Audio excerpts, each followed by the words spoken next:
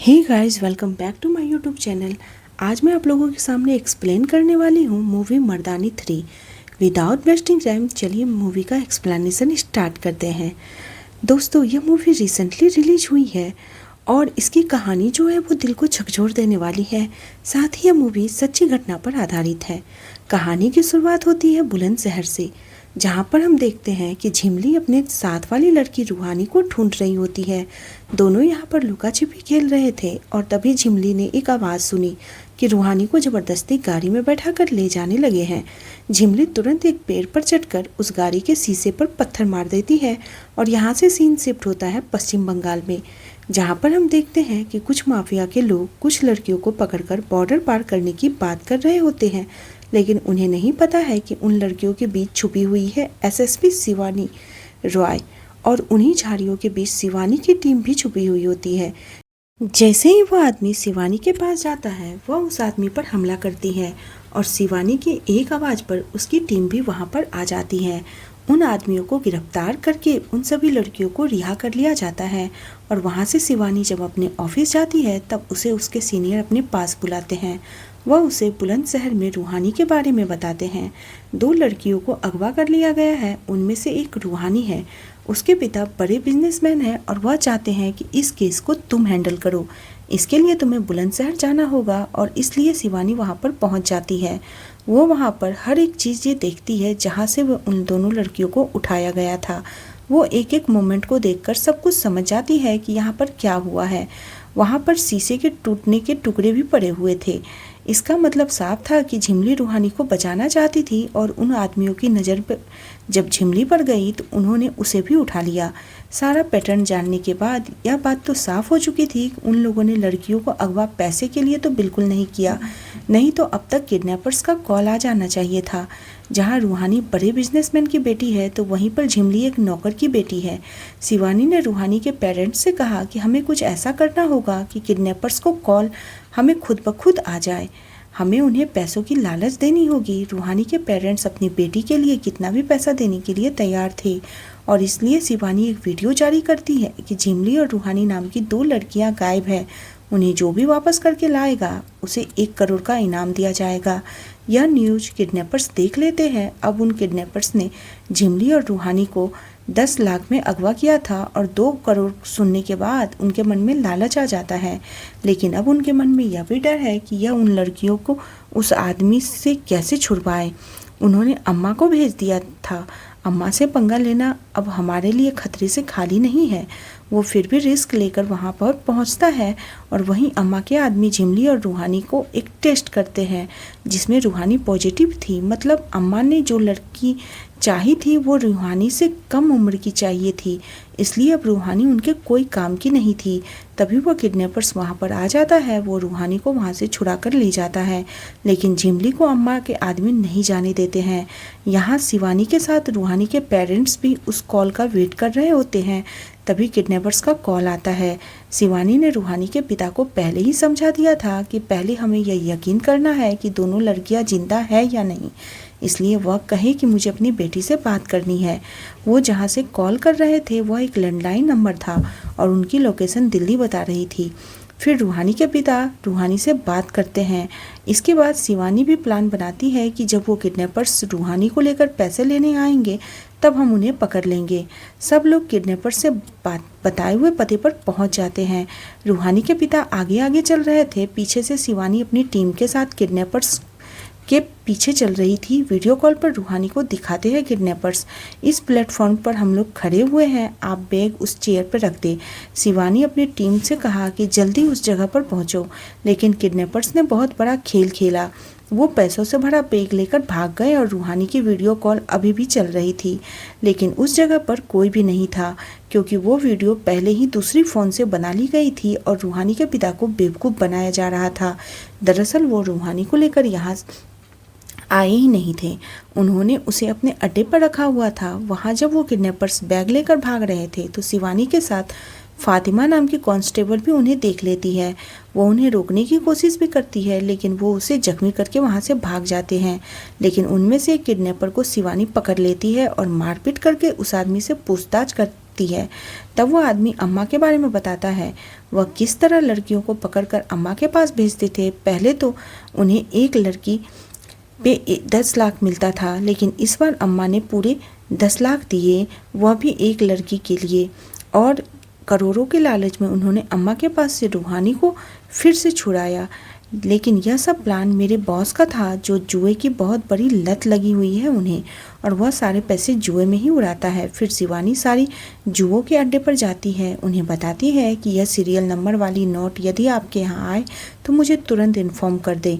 वहीं दूसरी तरफ हम अम्मा को देखते हैं कि एक बहुत बुरी औरत है, उसे उसके आदमी का कॉल आता है। वो बताता है कि रूहानी हमारे हाथ से निकल गई, लेकिन झिमली अभी भी हमारे पास है। अम्मा ने कहा कि रूहानी को ख़त्म करना होगा, नहीं तो हमारे बहुत सारे राज खुल सकते हैं। झिमली को तुम मेरे पास लेकर आओ। वहीं दूसरी तरफ हम देखते हैं कि शिवानी का हस्बैंड उसे कितने दिनों के बाद आज मिलने आया है, लेकिन तभी उसे एक कॉल आता है। उसे अम्मा के बारे में कुछ पता चला था, इसलिए वो हस्बैंड के साथ 5 मिनट रुक भी नहीं पाती है। उसे अपनी ड्यूटी पर फिर से जाना पड़ता है। जब शिवानी फातिमा को अपनी टीम में ले लेती है तो वो इसलिए क्योंकि उसने किडनैपर्स के चेहरे देख लिए थे। वह अपना काम भी बड़ी ईमानदारी से कर रही थी। शिवानी को यहाँ यह भी पता चलता है कि बस 3 महीने में 93 लड़कियाँ यहाँ से गायब हो चुकी है। यह रिकॉर्ड बहुत ही हैरान कर देने वाला था। फिर शिवानी को वहाँ से किडनैपर्स के बारे में पता चलता है कि वो अपनी टीम के साथ उन्हें फॉलो करती है।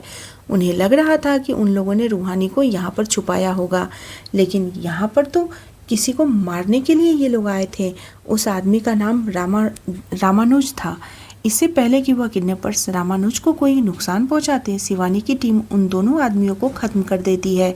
इस बात से रामानुज बहुत खुश होता है। उसने कहा कि मैंने सुना था कि पुलिस हमेशा लेट पहुंचती है, लेकिन आज ऐसा नहीं हुआ। शिवानी को पता चलता है कि रामानुज एक ट्रस्ट चलाता है। वह इस ट्रस्ट के अंदर उन गरीब भिखारियों का रेस्क्यू करता है, उनकी हेल्प करता है। उसे उन लोगों से बहुत सारी धमकियां भी मिलती रहती है, लेकिन वह उनकी बातों पर ध्यान न देकर अपना काम करता है। शिवानी उसकी इन सब बातों से काफ़ी इम्प्रेस हुई थी, इसलिए उसने रामानुज से कहा कि वह भी उसकी हेल्प करे ताकि वो अम्मा को पकड़कर उसे एक्सपोज कर सके। इसके लिए रामानुज मान जाता है। फिर शिवानी रामानुज के साथ मिलकर कई सारे अड्डों पर रेड मारती है, और यह सब बगैर अड्डे थे जहां पर कितनी लड़कियां और लड़कों का रेस्क्यू किया जाता है, लेकिन झिमली और रूहानी का अब तक कोई भी पता नहीं चलता है। इसलिए शिवानी के सीनियर्स उस पर गुस्सा करते हैं कि तुम्हें रूहानी पर फोकस करना चाहिए, न कि अम्मा पर। वहीं दूसरी तरफ शिवानी के हस्बैंड को देखते हैं। जब वो वॉशरूम आया था तो उसे लगा कि शिवानी बेड पर लेटी हुई है। उसने शिवानी को आवाज़ लगाई और देखा वह तो अम्मा थी। दरअसल वो शिवानी के घर तक पहुंच चुकी थी।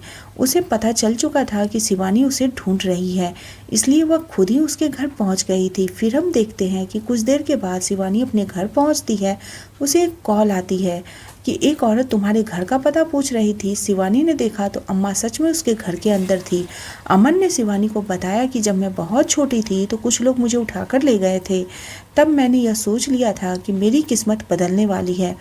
उन लोगों को पुलिस ने रोक लिया, लेकिन उन आदमियों ने उन कांस्टेबल को 5,000 दिए और वो मुझे लेकर चले गए। तब से मुझे पुलिस वालों से नफरत हो गई है। शिवानी उसे वार्न करती है कि वह उसे एक्सपोज करके ही रहेगी और उसे पकड़कर हवालात में डाल देगी। अम्मा ने उससे कहा कि वह मुझे बाद में पकड़ लेगी, लेकिन पहले अपने पति को तो बचा ले। शिवानी तुरंत ही अपने बेडरूम में जाती है तो उसने देखा कि उसका हस्बैंड बेहोश पड़ा है। वो तुरंत उसे हॉस्पिटल लेकर आती है और वहाँ पर उसे इमरजेंसी में रखा जाता है। तभी शिवानी को एक जुए के अड्डे से कॉल आता है कि एक आदमी ने उसे सीरियल नंबर वाले नोट दिए हैं। इसलिए शिवानी रामानुजन को फ़ोन करती है और फातिमा को लेकर उस अड्डे पे पहुंचती है। शिवानी अपनी टीम को भी कॉल करती है, लेकिन उनको आने में टाइम लगने वाले थे। रूहानी और किडनैपर्स के साथ अंदर है, इसलिए वो अपनी टीम का वेट नहीं कर सकती थी। वह फातिमा के साथ उस जुए के अड्डे पर चली जाती है, लेकिन फातिमा को देखकर वो किडनैपर समझ जाता है कि ये एक पुलिस वाली है और उनके बीच गोलियां चलनी शुरू हो जाती है। फातिमा के पैर पर गोली लग जाती है और शिवानी अब भी किडनैपर्स के साथ लड़ रही थी। वही रामानुज उस कमरे के अंदर चला जाता है जहाँ पर आदमी रूहानी को लेकर मौजूद था। वो उस आदमी को जान से मार देता है। और रूहानी को चुप करने को कहता है। रूहानी उसके पास बैठ जाती है क्योंकि उसे लगता है कि रामानुज ने उसकी जान बचाई थी। रामानुज उसके नाक और मुंह में अपना हाथ रख देता है और वह हाथ तब तक नहीं हटाता जब तक कि रूहानी की मौत न हो जाती है। शिवानी अंदर आने पर वो रोने का नाटक करने लगता है कि मैंने रूहानी को बचाने की बहुत कोशिश की, लेकिन इस किडनैपर ने उसका गला घोंटकर उसे मार दिया। शिवानी उसकी बातों पर यकीन कर लेती है, लेकिन ऐसा नहीं था। रामानुज अम्मा का ही खास है। उसने खुद ही उस दो आदमियों को बुलाया था ताकि वह उस पर हमला करें, और शिवानी रामानुज की बातों पर भरोसा कर लेती है। उसने उसे अपनी टीम में शामिल भी किया और अम्मा ने यही कहा था कि शिवानी के साथ मिलकर तुम रूहानी तक पहुंच सकते हो, क्योंकि अम्मा का मकसद था रूहानी को खत्म कराना, और वह हो चुका था। शिवानी रूहानी की मौत से अंदर से टूट चुकी थी। वहीं उसके सीनियर्स का कहना था कि अब रूहानी का केस बंद हो चुका है, इसलिए बेहतर यही होगा कि आगे की पूछताछ तुम बंद करो। लेकिन शिवानी झिमली को बचाना चाहती थी, वो भी किसी हालत में है। अब शिवानी के हस्बैंड की सेहत पर कुछ सुधार आ गया था।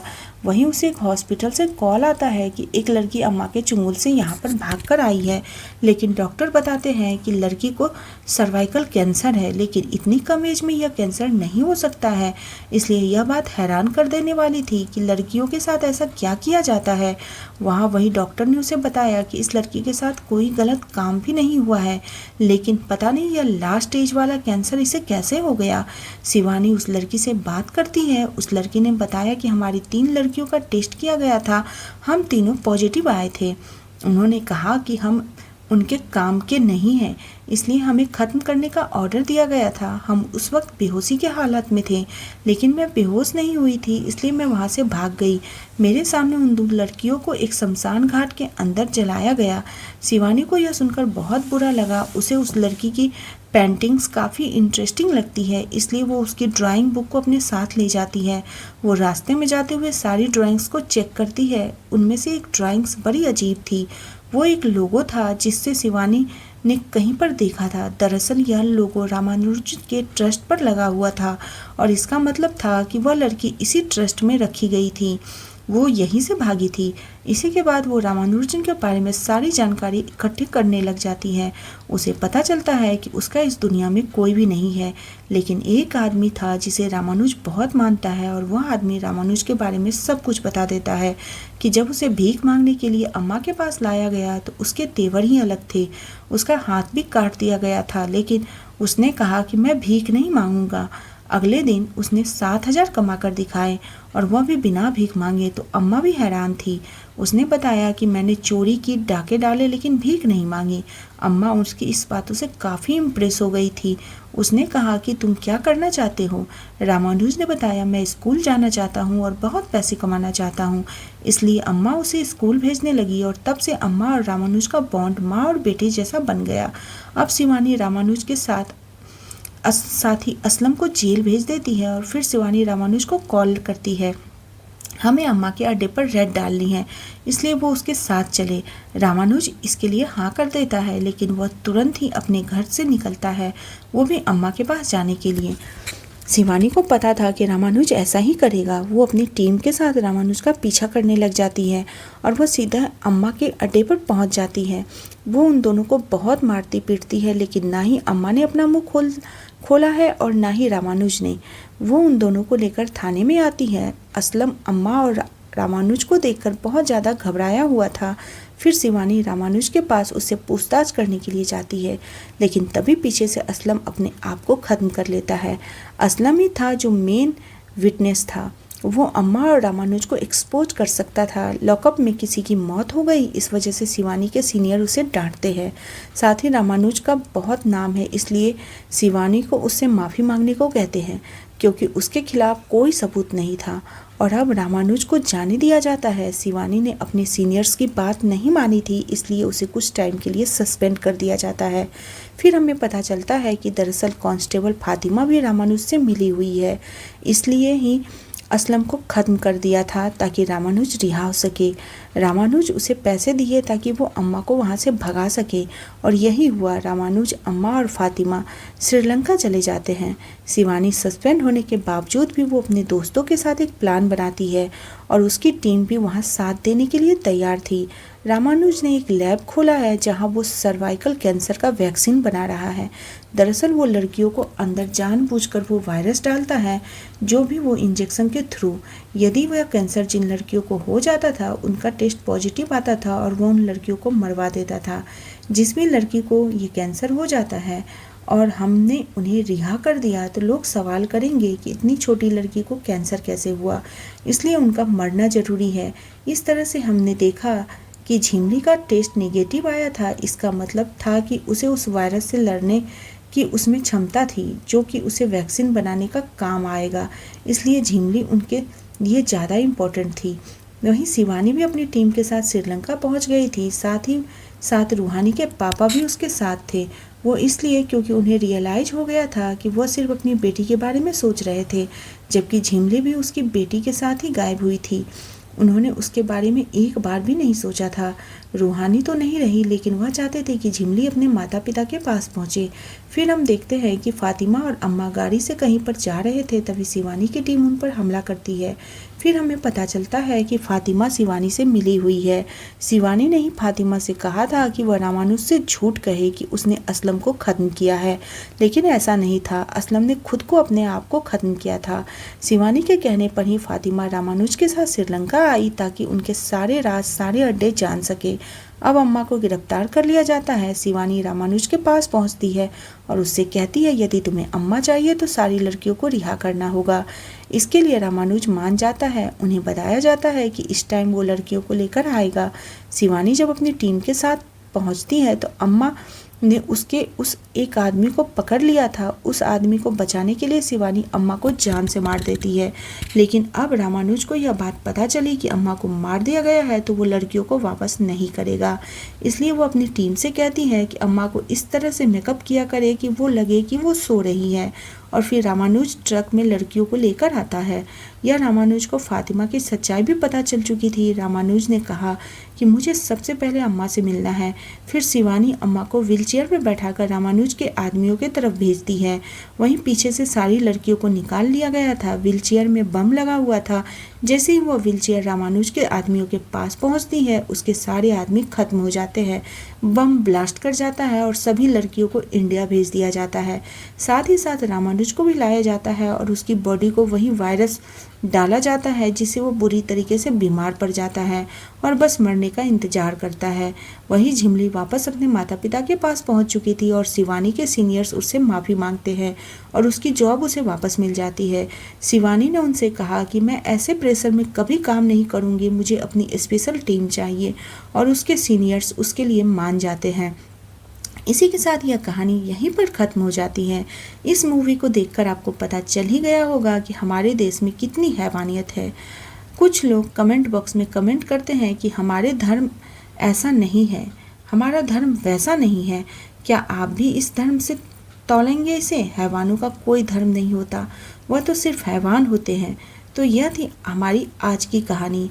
इस कहानी के बारे में आपकी क्या राय है, कमेंट बॉक्स में कमेंट करके ज़रूर बताइए। और ऐसे ही न्यू स्टोरी के लिए प्लीज़ चैनल को सब्सक्राइब करना बिल्कुल न भूलिएगा।